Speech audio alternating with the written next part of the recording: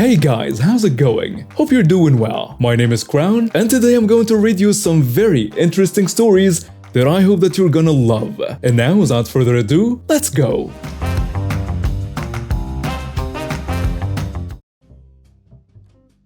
I learned to cook when I was pretty young, elementary aged because of family issues. I'm not a chef, I cook home style, without super expensive / exotic ingredients. And with the intent to feed a number of people, but I've always paid attention when other people cook, read cookbooks, and generally try to be better at it. I'm also a guy. None of the women I've been in serious relationships with in my life had any idea of how to cook. I don't care, they were all professionals and smart, but they didn't grow up in environments that taught them to cook. But it became an issue in my first serious relationship. She was in a doctoral psychology program and also did work study. I was in an undergraduate STEM program full-time and worked full-time. I easily put in 20 hours a week more of work than she did, but it didn't bother me. What did bother me was cooking dinner for the two of us every night during breaks. So I made her an offer. I'll cook twice for every time you cook, which meant she had to cook twice a week. We went out to a restaurant together once a week, and I cooked 4 times per week. If any dinner offers came up, it came out of her share. Coincidental, since one of her nights was when we usually got invited to eat with one of our families. There was a lot of conflict at first, and I didn't get it. I thought she was trying to get out of our agreement. I also did most of the housework and shopping, and I felt taken advantage of, because we ended up having takeout on her nights the first few weeks. Since we had a common budget, that didn't feel fair, and I told her that. So, on the first night that she was going to cook, I stayed around just in case she needed help. We were both in our mid-20s at the time. Finally, she broke down crying in the kitchen. She was going to make mac and cheese and hot dogs, but she didn't know how to boil hot dogs. More than that, she didn't know how to boil water. I felt a mix of feeling really bad for the situation and inwardly wanting to, well, laughing wouldn't have been very nice. So I showed her how to put water in a pan, put it on the stove and wait until it's boiled. The malicious compliance? It wasn't on my side. We were together for another 4 years or so after that. We continued our agreement on sharing the household over that period. Example, me doing the vast majority of it while working 10 or 20 hours more per week than she did. Once she mastered the basics of store-bought mac and cheese, boil the noodles, melt butter in a pan, and the pre-packed seasoning and so on, she never felt the urgency to move on to grow as an aspiring chef. We had mac and cheese and boiled hot dogs for 4 years. If I asked if she might consider cooking something else this week, she'd say she'd be happy to, except she was really in the mood for hot dogs and mac and cheese. So maybe next week? My friends started joking privately with me about how wasteful just throwing out all of that dirty hot dog water was, and how many other things she could make with it. Dirty hot dog soup, iced dirty hot dog water cocktails, and so on. One friend had dirty hot dog water shirts made and he gave them to us for Christmas gifts. I was a little mortified, but my other half didn't get it. Thank goodness. One of my friends ended up going the stand-up comedian route, dropping out of school to do it. He ended up pretty successfully, staff writer for a popular syndicated show. And he made dirty hot dog water jokes constantly whenever he got back to town. And some of them made their way onto the program he wrote for. One time he came back and did a headline act at the club he got started at an open mic night. He got us a dozen tickets, and our group of friends and my other half got premium placements at a table front and center in the club. He did his whole act on dirty hot dog water. Our table was howling in laughter, and every single person in the club was silent, including my other half, until they started booing. Ironically, later in life I discovered what we were really wasting was the pasta water. I've always just thrown it out after cooking noodles. But really, use it anywhere you need water in a receipt and it makes sense. Especially homemade spaghetti sauce. I was just trying to have a peaceful ride home on the train when everything went wrong.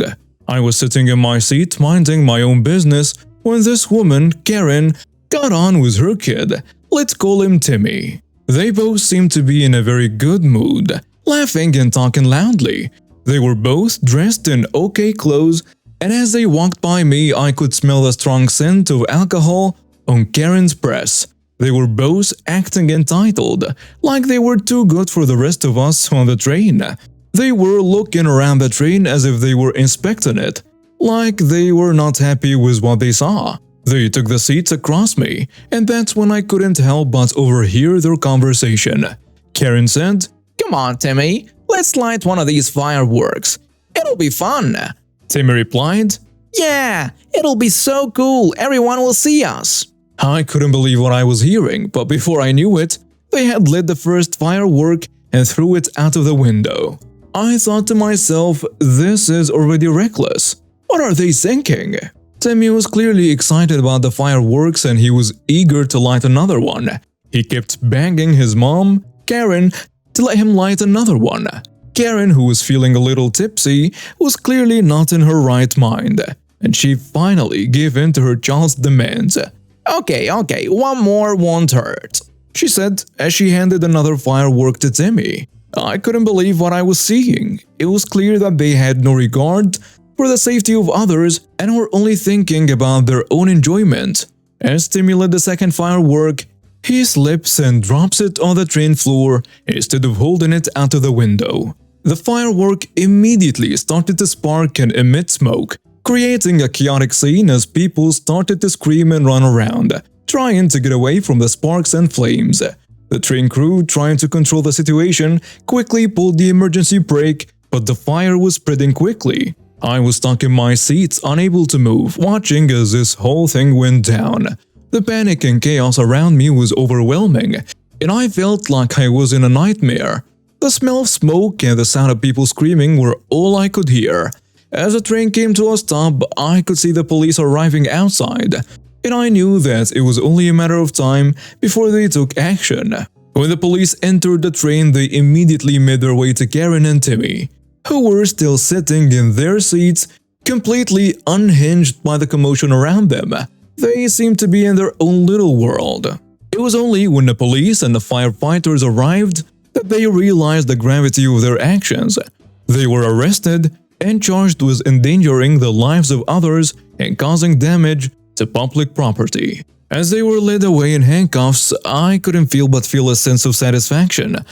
They had acted recklessly and irresponsibly, and they deserve to be held accountable for their actions. I just hope that this incident serves as a lesson to others that their actions can have serious consequences and that they should always think about the safety of others before their own enjoyment.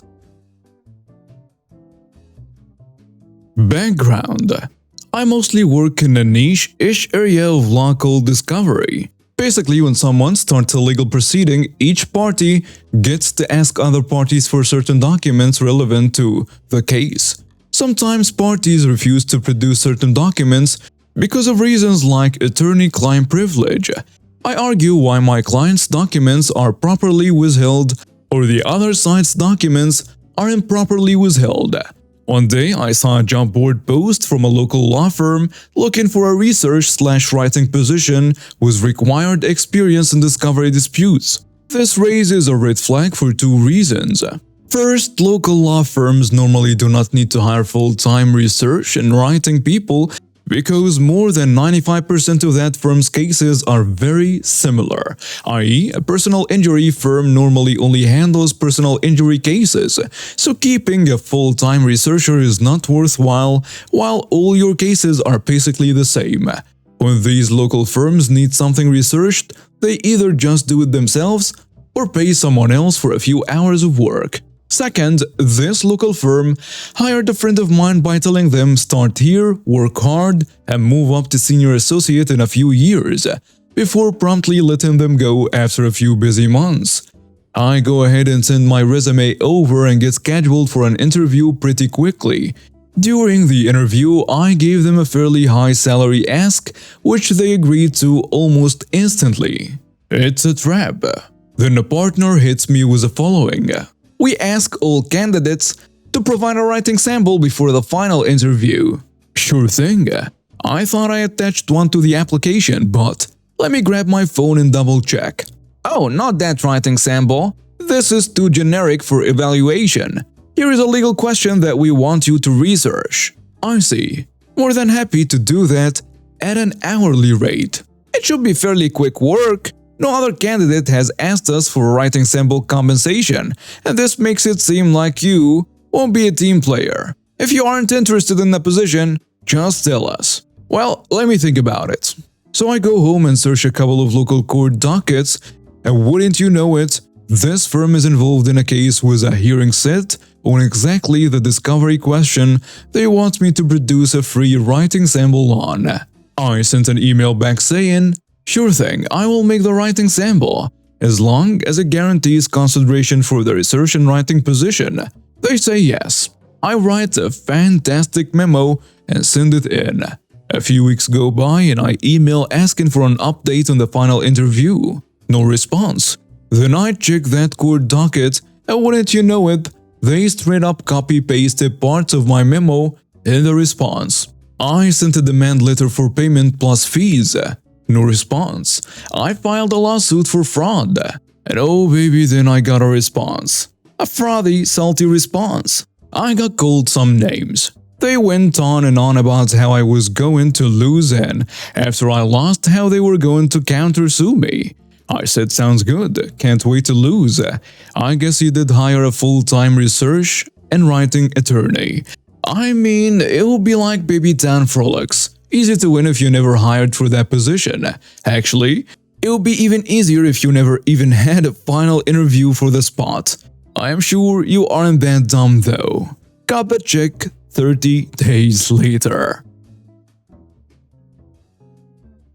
The supreme art of war is to subdue the enemy without fighting. Sanzo. A while back, when I was in high school, my school was having a wave of teacher layoffs. Don't ask me why, nobody knew. Well, my science teacher left and another one came in. Let's call her Alexandra. I'm going to be honest, she seemed cool at first, but looks can be deceiving. She didn't like me very much. First time I complimented her, she didn't even care. If other students asked her to go into the bathroom mid-class, okay, sure sweetie. If I asked, no, sit down and pay attention to class. Okay, let's get straight to the point. She passed a huge book for us to read and summarize it. She would grade it for dedication, effort, writing the full summary itself. I was inspired, and I'll be honest, I don't think I've ever worked so hard on a resume/school assignment before. It was worth half my semester grade, if I'm not mistaken. Anyway, I handed her the summary. Passed 1 week, and the day came for her to hand them back. I could hear all of my classmates screaming happiness with A+ grades when they got their work back. I was excited. Then I heard my name being called by her, but it was different than expected. Chris, can we talk privately? Lots of question marks. That was my reaction. Anyway, we leave the room and I get the bad news that I got a D. I was shocked. Never in my life had I received a grade like that. My heart was pumping a mile a minute. Teacher, what is wrong with my essay? Anything I can get better? Your writing is trash. If you can't write well, then go back to elementary school. Your paragraphs do not match. They did. Alright, I got you. I'll be honest, I wanted to punch her. I was pretty sure my resume wasn't trash like she said. And calling my writing trash? What the hell? But I decided to keep my composure, apologize and leave the place. On the way back home, I had the idea to take my old science teacher to check the work and see if it was bad like Alexandra said. And guess what? He said it was spotless, and it was a straight A job. No writing errors, no paragraph errors, nothing. Just nice work overall. Now I was pissed. If I didn't do anything about it, other people would suffer because of her too. I told everything to my father since I don't have authority over school and so on, who was also pissed. He scheduled a meeting with the school to discuss the issue. They got together in a room, including Alexandra, to talk about it, and how the teacher was totally irresponsible in grading my work. Basically, Alexandra was trying to defend herself from the accusations, saying that what she did was completely fair regarding my essay. And what about calling my son's writing trash? What do you have to say about that? My dad asked her. As expected, she was out of words there. School dudes, the staff in general, were trying to calm down the situation, but there was no escape for her. Approximately 1 hour has passed, and all I can see is Alexandra leaving the room with a hateful look at me. Guess what happened? She was fired shortly after the meeting ended due to incompetence at work. In this case, revenge was very, very welcome and tasty. And I do not regret a single thing. Edit. No, I wasn't allowed to enter the room, but they were speaking loud. I couldn't hear most of it, but my dad told me the details later. And now we have reached the end of today's stories. Thank you for watching and see you next time.